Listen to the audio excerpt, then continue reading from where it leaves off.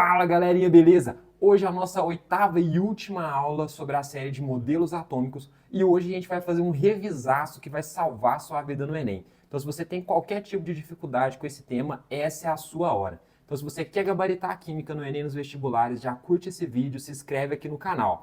Vambora! Beleza, galerinha. Então, hoje, a última aula da série de modelos atômicos.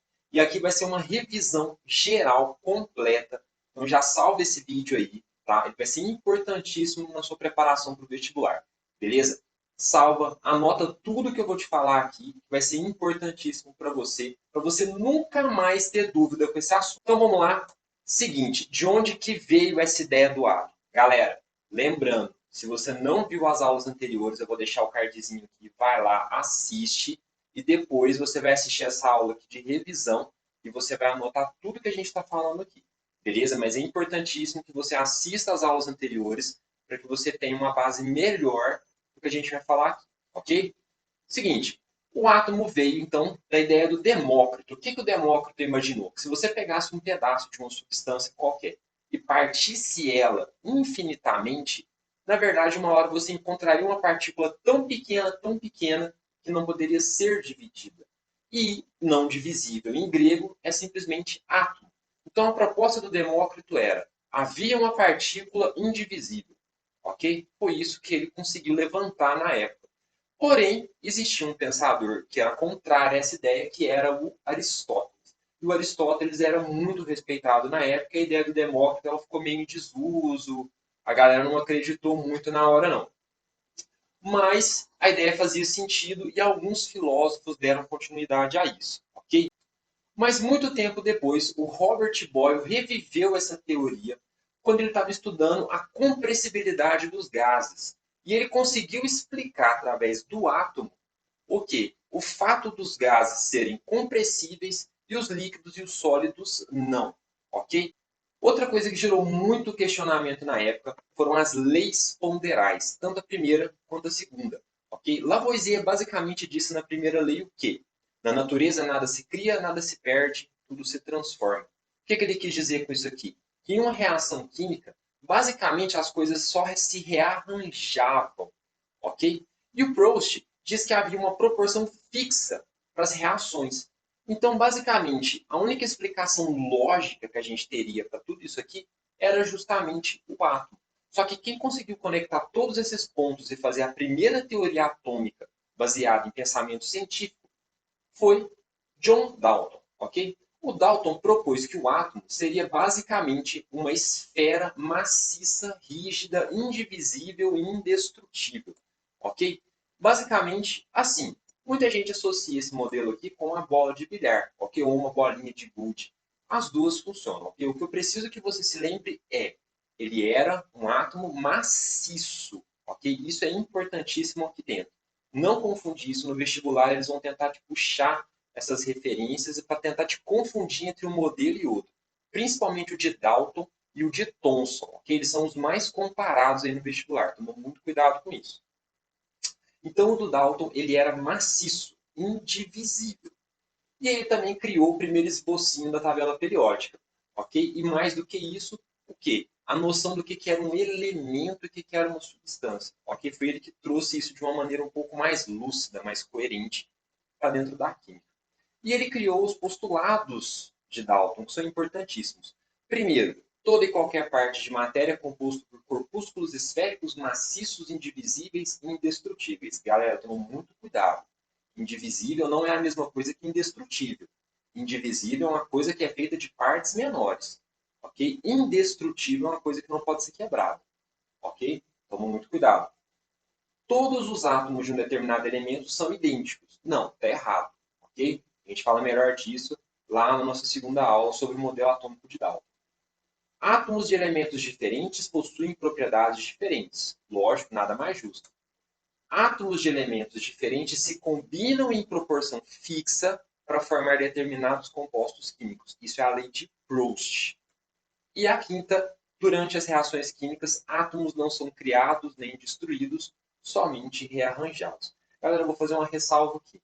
Em alguns livros aparece um sexto postulado, que átomos de elementos não poderiam se transformar em átomos de outros elementos. Ok? Isso aí era justamente para explicar aquela coisa que os alquimistas tinham de transformar chumbo em ouro, enxofre em ouro. Eles queriam transformar tudo em ouro. Ok? Mas esse postulado às vezes aparece, às vezes não. Ok? Mas alguns livros apresentam esse postulado aí. Tubo de Crookes, galera. Então é o seguinte, depois que o átomo de Dalton foi determinado e tal, ele começou a ser utilizado no meio acadêmico, mas aí surgiu um experimento. Esse experimento, basicamente, trazia aquilo que seria o protótipo das lâmpadas que a gente utiliza hoje em dia. Ok? Olha só, o que ele mostrava? Que você tinha um ânodo, um cátodo, esses elétrons saíam acelerados aqui em direção ao ânodo e formavam uma luz. E essa luz formava uma sombra aqui nessa cruz de Malta. Isso aqui, galera, é a réplica do modelo que ele utilizou na época, ok? Vocês percebem que ele mostra aqui, tem uma luz verde que é formada aqui dentro desse tubo, e essa luz, ela interagia com os campos magnéticos, ok? De que forma? Assim, ó, toda vez que ele chegava um ímã aqui perto, essa luz era curvada. Então, se ela chegasse perto de um ímã do lado positivo, ela era atraída. Se fosse do ímã negativo, ela era repelida. Então, basicamente, a gente pode deduzir que essa luz, esse feixe, tinha uma carga negativa, já que os opostos se atraem, os semelhantes se repelem. Bom, em seguida, o que o Thomson fez foi pegar esse experimento e usar ele para montar um novo modelo atômico. Ok? O que ele fez? Ele pensou que o átomo poderia ser formado de um núcleo, ok? Que era um núcleo positivo, e ele era todo incrustado ali de elétrons, tanto por fora quanto por dentro. Ok? E esses elétrons aqui, eles podiam viajar por dentro desse núcleo. Então, eles podiam atravessar esse núcleo livremente. Beleza? Só que mais do que isso, esses elétrons, eles estavam em movimento. Okay? Dessa forma aqui. Então, toda vez que você pensar no átomo do Dalton, pensa que era uma bolinha rígida e indivisível. No átomo do Thomson, você vai transformar isso numa coisa toda gelatinosa, com pequenas esferinhas, que seriam os elétrons, e essas esferas estavam se movendo, tá? E elas eram rígidas, ok? Mas o núcleo, não. Ele era gelatinoso, ele era totalmente permeável. Ok? Isso é importantíssimo para você entender o próximo ato, que é o de Rutherford. O experimento de Rutherford era basicamente o seguinte: ele pegou uma caixa de chumbo, ok? Com um elemento radioativo dentro. Ele abriu essa tampinha e ele emitiu a radiação. Essa radiação era composta por partículas alfa, que são dois prótons e dois nêutrons. Então, além de ter uma massa muito grande, ela era positiva. E essa radiação era projetada através de uma folha de ouro, desse jeito aqui. Ó. O que ele percebeu? Que quando essa radiação chegava na folha de ouro, ela passava pela folha de ouro, normalmente, como era previsto para acontecer, mas além disso, ela também era ricocheteada aqui, ó. Ela batia e voltava. E ela formava alguns pontos, né, de difração ali dentro que não tinha uma explicação lógica para aquele modelo atômico que eles tinham até então, do Thomson. Então, basicamente, o que ele fez foi tentar mudar esse modelo atômico para que ele explicasse aquilo que estava acontecendo no experimento dele. O que ele chegou à conclusão? Que quando você tinha um modelo atômico de Thomson, essa radiação que ele estava incidindo ali sobre a folha de ouro, ela tinha que passar livremente, já que o nosso núcleo era permeável. Agora, como isso não acontecia, ele teve que bolar um novo modelo, que era basicamente assim, ó. Aqui você tinha um núcleo que era denso e rígido, e quando essa radiação chegava perto, ela era ricocheteada, ok? E agora, nesse espaço vazio que tinha aqui em cima, ela podia passar livremente. Só que como a maior parte da radiação passava livremente, então ele sabia que a maior parte do átomo era espaço vazio, e que esse núcleo, na verdade, era muito pequeno.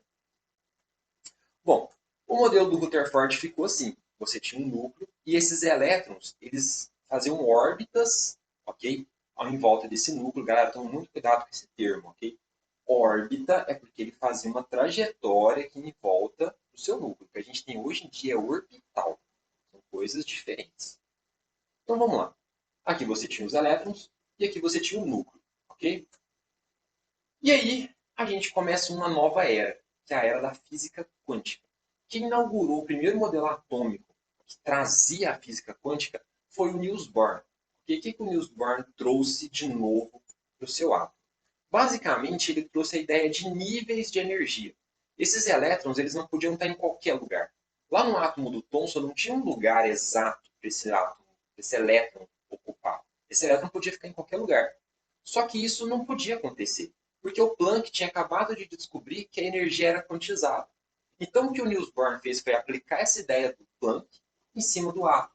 E ele conseguiu descobrir o quê? Que, de fato, aquilo explicaria muitos fenômenos que até então ninguém conseguia explicar. Por exemplo, a emissão de luz por um átomo, okay? Quando você aquecia ele.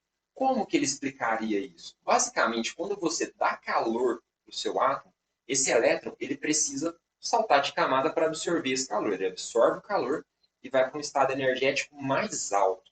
Ou seja, ele dá um salto quântico. Só que no momento em que ele recebe essa energia e dá o salto quântico, ele retorna para a camada original. E aí ele precisa te devolver essa energia, correto? Como que ele faz isso? Na forma de luz. Então ele absorve calor, dá o salto quântico e volta emitindo aquela energia que você deu na forma de luz. Tranquilão? É assim que você vai explicar tanto o teste de chama, fogos de artifício, todos esses aparatos luminosos que a gente tem aí através de calor, basicamente vem disso aqui. Ok? Mas não confundir isso aqui com luminescência, fluorescência. São fenômenos diferentes. Um dia eu vou fazer uma aula específica para explicar isso aqui para você. Ok? Mas não confunde isso com fluorescência ou luminescência. Ok? Anota isso aí que é importante e o vestibular vai tentar te pegar nesse detalhezinho.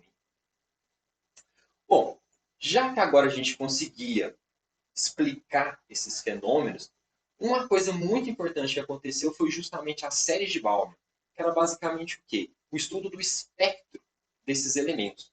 E no hidrogênio, que é o espectro mais famoso, é o espectro mais estudado, a gente tinha essas 4 linhas aqui, ok? No detalhe aqui para vocês, olha só, a gente tinha essas 4 linhas aqui para o espectro de hidrogênio. Só que aí, mais do que isso, conseguiram descobrir que essas linhas podiam ser subdivididas. Então você tinha saltos quânticos aqui, ok? Esse elétron ele podia saltar de uma camada para outra, mas ele também podia saltar de uma subcamada para outra. Então, dentro das camadas, eles descobriram que haviam subcamadas. Quem conseguiu explicar isso de uma maneira um pouco mais coerente foi o Sommerfeld. O Sommerfeld disse o quê? Que dentro das camadas você possuía subcamadas e que essas subcamadas teriam um formato elíptico. O formato é importante por quê? Porque quando você tem uma subcamada, se todas fossem redondas, ok, você não teria ali a mesma emissão de espectros que a gente tinha. E precisava que houvessem vários espectros de ondas diferentes, ok, vários comprimentos de onda diferentes sendo emitidos, para explicar os espectros que a gente tinha então, né, da difração da série de Balmer, enfim. Basicamente, depois disso, o que o de Broglie descobriu foi o quê? Que o elétron ele podia se comportar como partícula, mas também como onda. Ok, galera? Isso é importantíssimo.